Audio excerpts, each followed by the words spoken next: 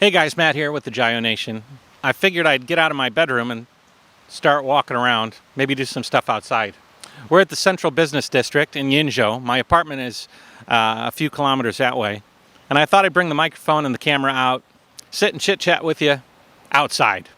There's a few vloggers that do green screen work where you'll see China kind of milling around in the background. I think there's a lot of people in this world that don't really understand China. I've lived in China for 10 years, and I'm American. I've lived in America for the rest of that period of time. Of course, there's been some travel around the world. When I moved to China 10 years ago, more than that now, 11 years ago, and the China of today, if you compare them, they're almost incomparable. In fact, this area behind me, the CBD, did not exist only a few years ago. Certainly didn't exist when I moved here. I would probably be sitting inside a field or a farm. But China has changed quite a bit, and I think a lot of people cannot appreciate that the China of the past is not the China of today. The insults hurled, the degradation, the accusations, they might have landed in the China of decades past, but they don't land today. Think of some of the arguments. China's infrastructure is falling apart. Well, that's got some truth to it. Many years ago, when I first moved here, China was building at breakneck speed. Building and building and building. Like I said, this area behind me didn't even exist. But there's a saying that if you do something 10,000 times, you become a master. That stands for anything: music, art, and architecture. You might build the first 100 buildings, shoddy quality, but when you've finished your 10,000th, you're a pro. And China has been building hundreds and hundreds of thousands of buildings. So the insult you might have hurled about poor quality material, building haphazardly, those might have landed in the past, but they don't land today. China makes shitty products. Go there if you want the cheap stuff. Decade, 15 years ago, I'd agree with you. Today, I'd still agree with you. But they certainly make more than just the cheap stuff. And you know why they make the cheap stuff? It's because people negotiate the lowest price possible as cheap as possible. I don't think a lot of people realize that when the cheap stuff comes out of China, it's bought by people paying cheap prices in the West. So when you see that product at the checkout aisle of the Walmart, made in China, it was bought for the purpose of being a cheap thing at the checkout aisle of Walmart. If you go to the back of Walmart, you'll find there's probably more expensive products, higher quality, that were also made in China. But it's tough to parse those things when you've been bred to believe that everything in China is cheap. And there is no middle ground. I think the biggest problem we have is that we underestimate this country, and we have for a very long time. And I think of an analogy, actually. This is a good analogy. Let's say that you're pretty wealthy. You're well off. Your dad worked very hard, your grandpa worked very hard, and so you've inherited a very comfortable life in the country that you live in. Hello. And so you're very comfortable in this life that you live in, partially on the backs of your predecessors. But that's neither here nor there. You got a good job, you're working good, got a family, but you know what? Need somebody to help take care of the kids. So you look out and you find a nanny. She's not from around here. She's not from around where you're from. But she works diligently, not perfectly, but she has a decent heart, and she does it really cheap. So you hire her. She ends up working sort of remotely. Every day she comes in from out of town, migrant worker style.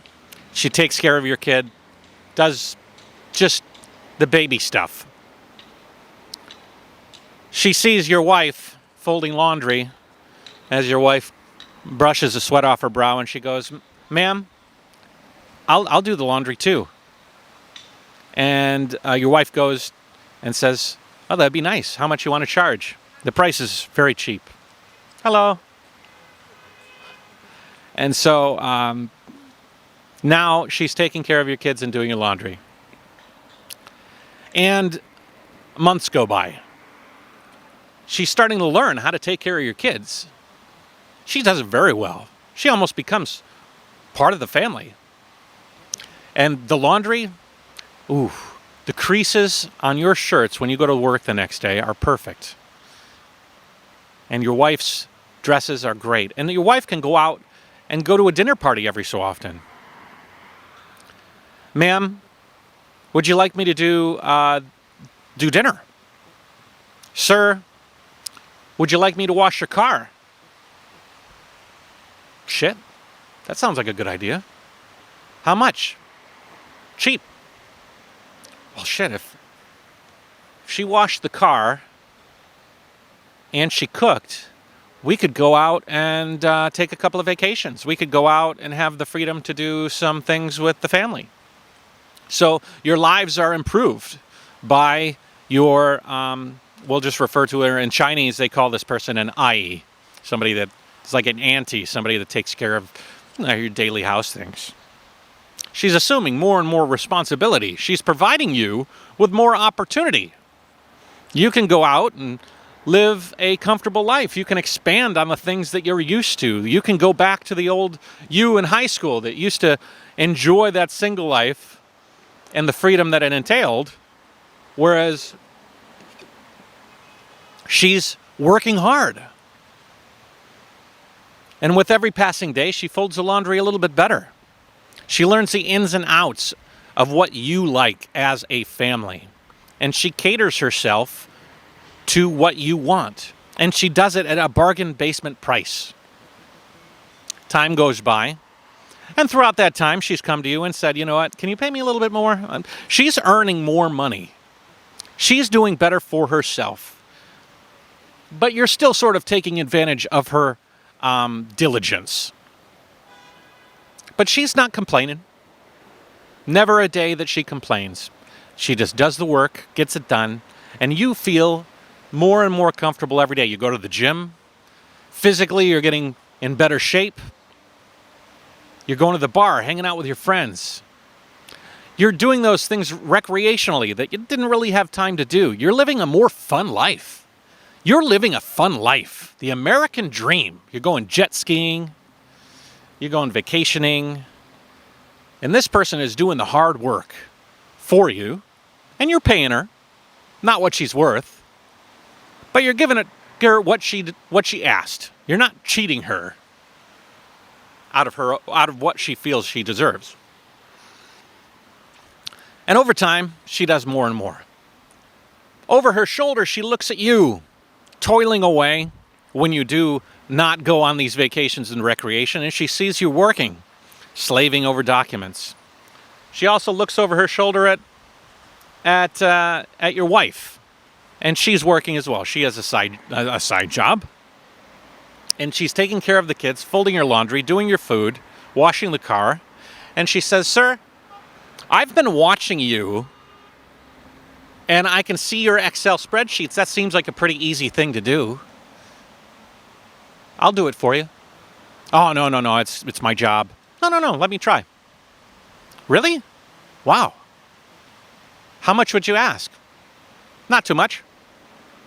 "Oh, well, then the wheels start turning in your head. I could pay this woman to do all of this stuff for me.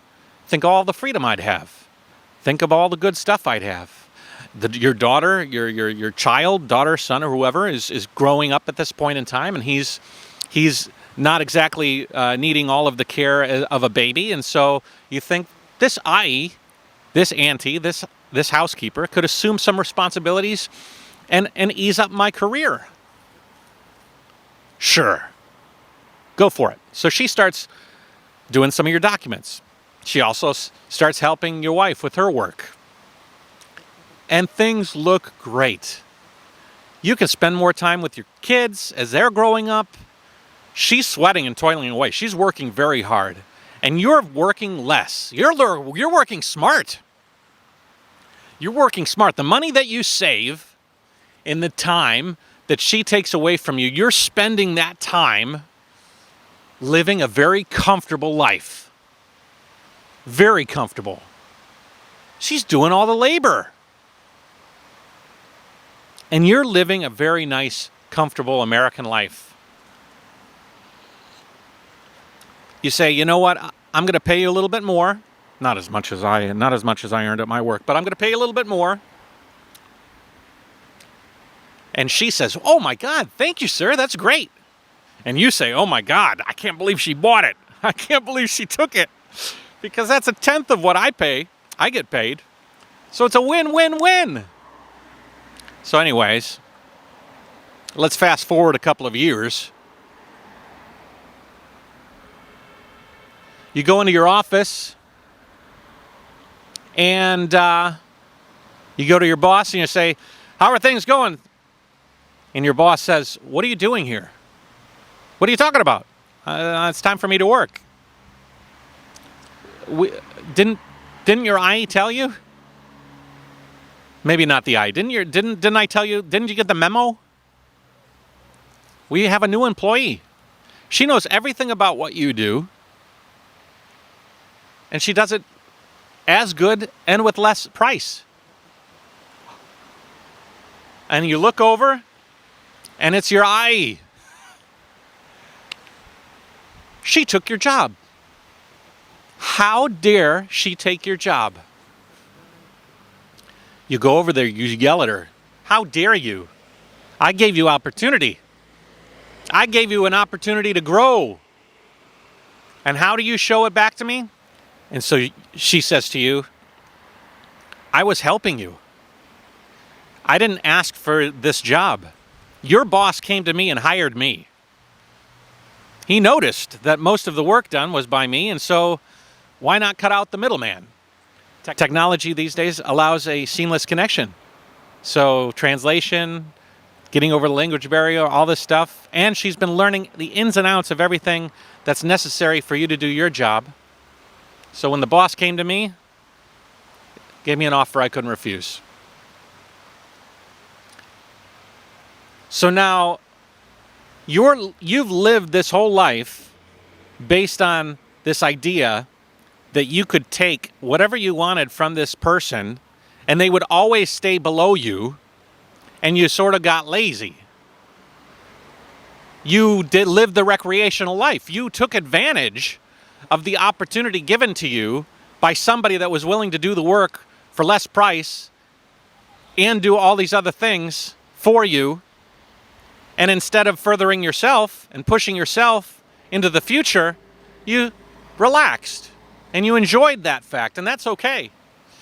But they certainly didn't. Your IE certainly didn't. Your IE took advantage of the hard work, built upon that hard work to learn, and before you knew it, all of that education, all of that hard work built that person into a situation where they could compete with you, if not exceed you. I think that analogy is a lot what's happening with China, and a lot of what explains why you shouldn't be mad at China. You might have to look in the mirror a little bit. Because decades ago, you went to China because they made cheap shit.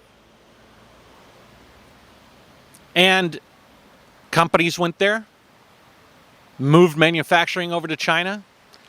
And you as a consumer, if you're a consumer and not a businessman, if you're a consumer, you encourage this. This was not done behind your back. You went to Walmart. You filled your cart up with more shit than you could have ever done previously with stuff that was made in the United States. I know, I manufacture stuff in the United States. I moved to China helping people manufacture and use China as a source of manufacturing. It's not cheating, it was becoming competitive. It was allowing the American dollar to go farther, not only for the factory to make stuff, but for you to buy stuff. And so you were more than happy to go to Walmart and buy all this made in China stuff. You were more than happy to defer labor that you might not like to do for the prices that China would be willing to do it. And so China was more than happy to do it. And they made a lot of cheap shit for a very long time. But if you thought that they were just going to make cheap shit forever, and they were always going to be below you forever, I think that was wishful thinking. Because, same as the analogy, they kept assuming more and more responsibility. More companies went there. More people started making more stuff in China. And as they built this and this and this, they started learning how to make this, this, and this. They weren't sitting around simply making Pez dispensers. That just revealed my age. They were making iPhones. They were making computers. They were making microchips. They were building supercomputers. And I'm not saying this as an insult to the West or anything, but I'm saying that as just something I've observed. You know, I think there is a balance between recreation and drive and innovation and all of this stuff. But I think the West has started to relax and the East has started to hit the gas over the last few decades, and there's been a shift. And just like we've depended on that IE to fold our clothes, we started saying, you know what, you can make our phones. And you know what, you can make our computers. And you know what, we'll watch your systems run COVID-19 better than ours. We'll see your systems improve, and we'll see all these things. And wow, look at this landscape behind me.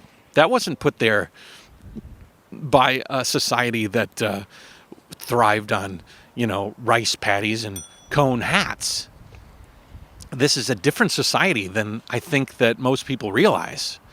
And we can't elude ourselves that we can be competitive by being relaxed. In America, I think in particular, I'm an American, everybody's so concerned with,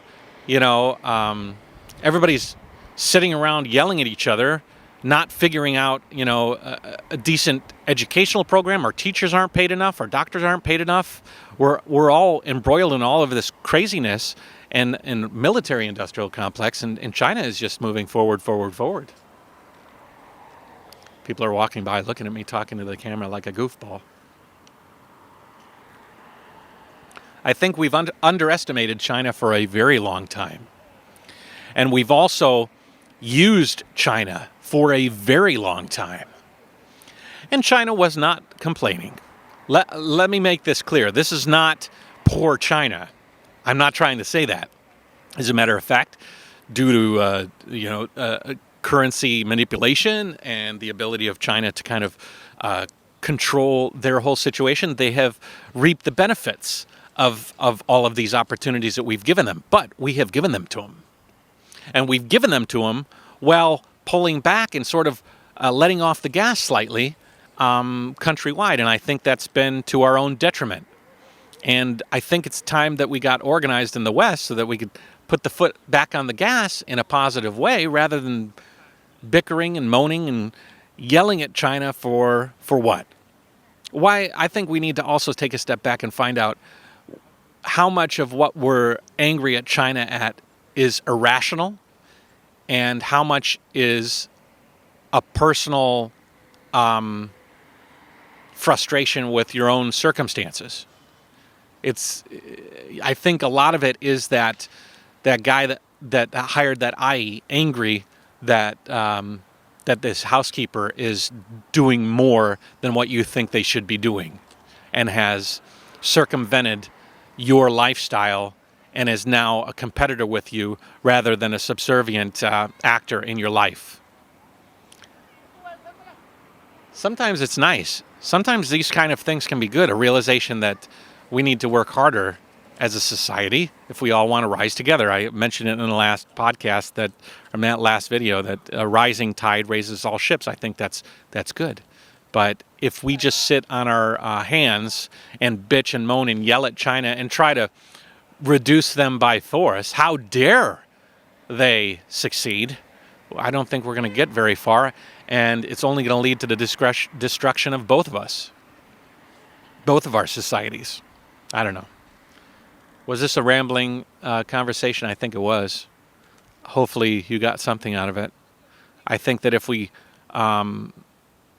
understand each other, appreciate that we're different but similar, and take from each other what makes both of us stronger. China helped America incredibly. Helped businesses, helped consumers, helped the lower class, helped the middle class, and lined the pockets of an incredible amount of rich people in America. Conversely, China has benefited huge from the West buying and helping them to learn about how to make things and do things. And so it's been a pretty good symbiotic relationship. Maybe some things were in favor of one side or another, but I think it was fairly mutual. Does it need to stay the same the whole time? Do I think tariffs are useful? Do I think that economic policy is important? Of course, when used correctly and not used as a threat and not used as a crowbar, and when used symbiotically to make sure that the playing field is level, and when used sanely and not to reinforce some sort of hatred. So I think we need to take a step back, say what will even us up so that we both rise together and move forward that way, instead of how dare that I take my job, fire her, get her out of here, and then, there's this sort of burn it down mentality, and I think that that's the wrong way to go. Anyways, take it easy, guys. This has gone longer than I thought, but I think I had to get a roundabout into the topic of discussion. So take it easy, guys. JaYoe, have a good one. Bye-bye. Oh, if you're interested in watching these things earlier than normal, you can go to my Patreon at JaYoe. I have a coffee link below that if you want to send me a coffee, like a single donation, you could do that. My WeChat is below if you want to send me a WeChat donation. All sorts of fun stuff. Got good videos coming up of travel-related stuff. And, yeah, thanks for watching. Bye-bye.